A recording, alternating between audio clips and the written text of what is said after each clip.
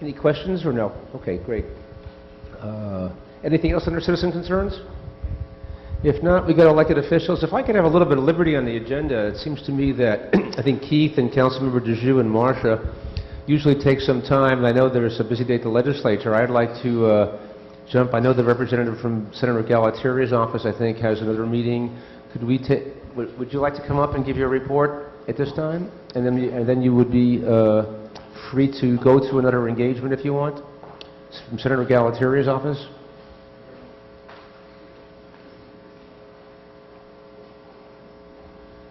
Yeah, this way you can.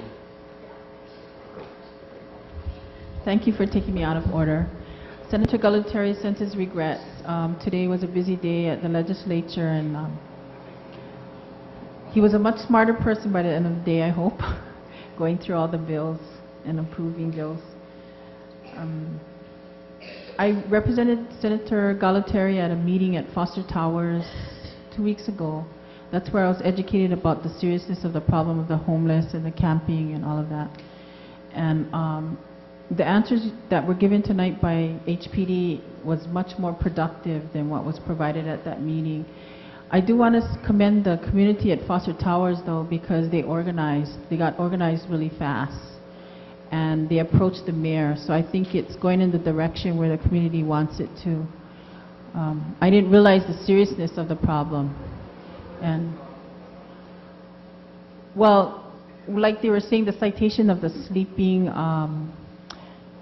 no, it's more than that, because it's people sleeping, taking up all of the sidewalks. Yeah.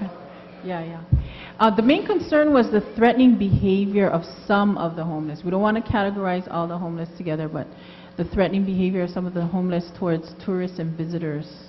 Some people have complained of extortion to get into the bathrooms and stuff like that. So it was serious enough where the HPD, I'm glad, is following up on that. I also want to commend HPD. I go to 5 neighborhood boards, and this is the only board where they provide the audience with the HPD report, crime report. We've been trying to get it with the other units, but it's pretty thorough, and we really appreciate it. I distributed tonight COCUA notes. It's for meant to help people with their taxes. It's free services. It's all listed. It's in the back table. There's also a listing of help you can get from the state if you're a displaced worker.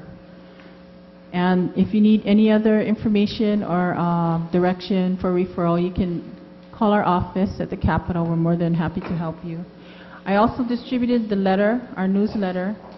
It also goes out by email, so if you want to be added to our email list, that might be better if you're concerned about conserving paper. And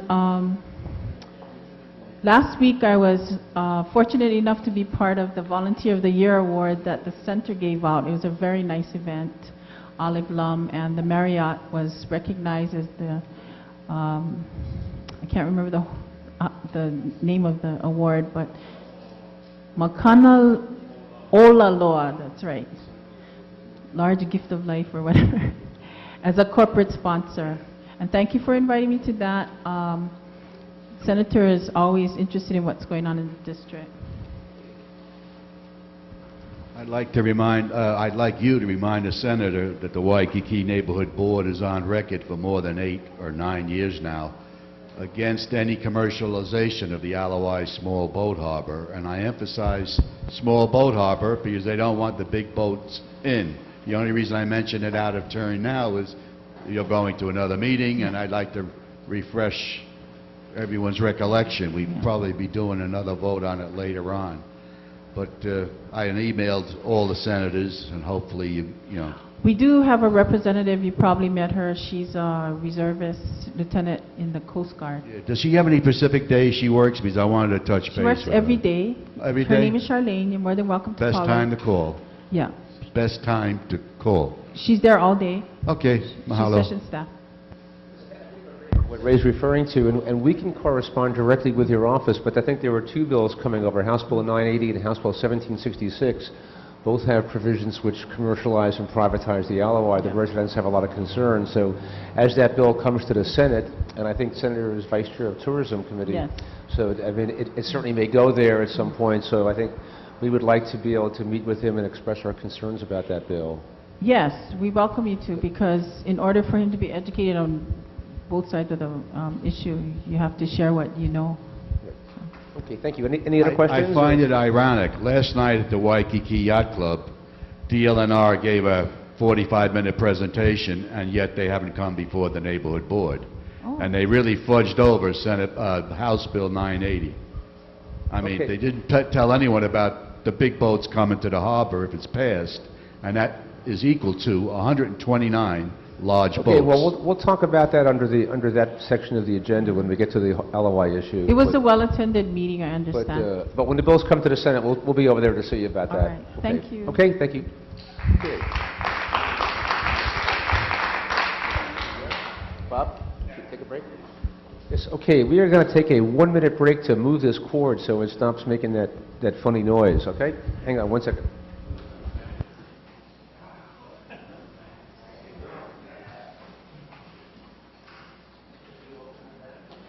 Okay, Bob, thanks. Okay, why don't we get started again? We pick up at the agenda with Mayor's Representative Keith Rollman.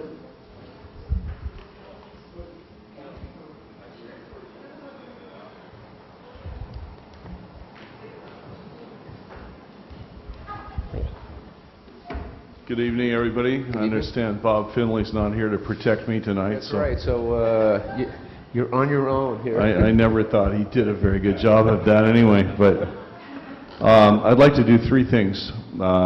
Give you a quick overview of the proposed fiscal 2010 budget, run down our quick list of answers from last month, and then take your next set of questions.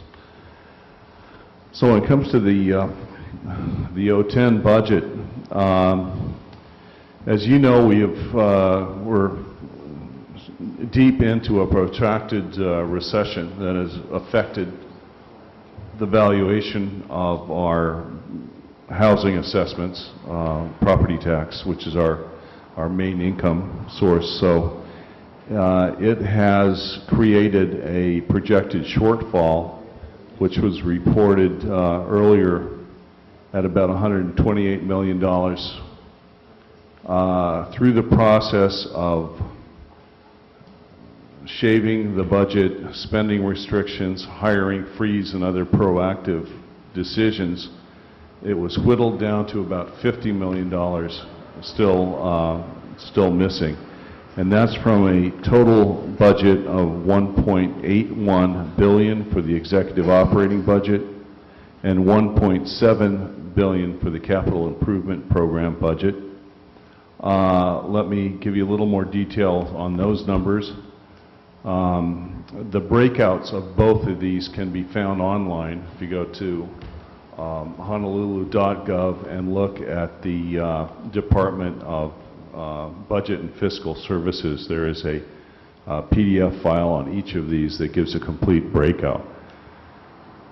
But of the executive operating budget, 1.81 is approximately 0.25% higher than it was last year. So essentially, we've held the line on that and absorbed some fixed costs that were coming up, such as pay raises for police officers and firefighters that were already approved through collective bargaining, about $20 million, debt service payments, employer health contributions, and some other things that were hard costs that were built in they're already going to arrive in that budget period. So the shaving down of other areas, including a voluntary 5% pay reduction for the mayor and his staff, including me, so which we take more as, not as a token gesture, but as a serious attempt to feel the pain. The 12 of the city agencies are actually going to be operating on smaller budgets than they have during the current fiscal year, so there's a lot of downsizing going on within the departments.